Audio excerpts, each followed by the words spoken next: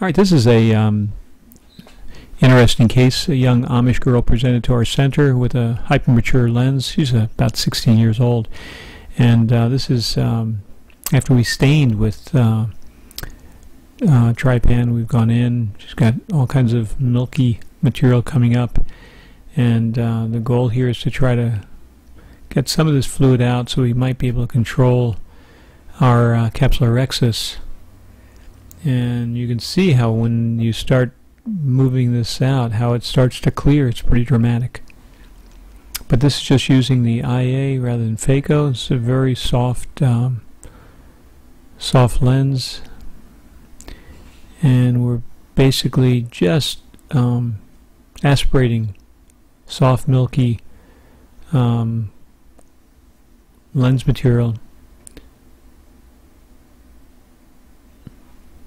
with the IA tip from our Bausch & Lomb system. This is an older tape. This is actually using our Millennium. We've been with the Stellaris for many years, but this is an interesting case. Thought it'd be nice to present so you can see how these cases can be done.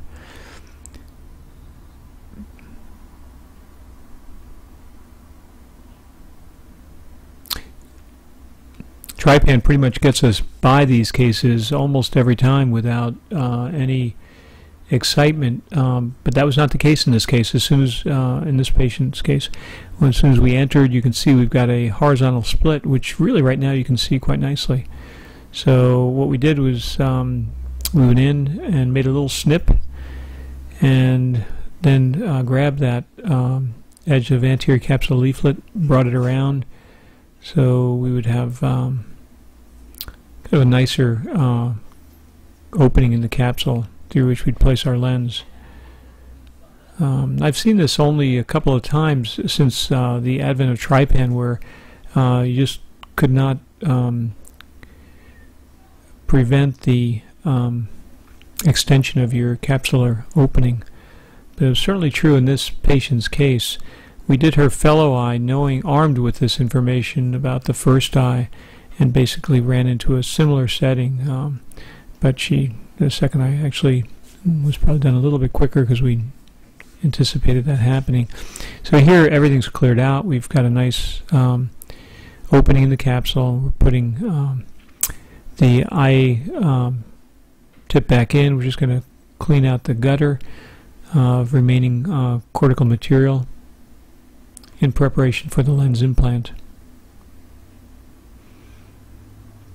And we used Viscoat, which we use in most of our hypermature cases, to kind of tamponade any movement. You can see how stable those bubbles are with the residual Viscoat being in the eye. But here the lens is placed in good position. We just remove the remaining viscoelastic and we're finished.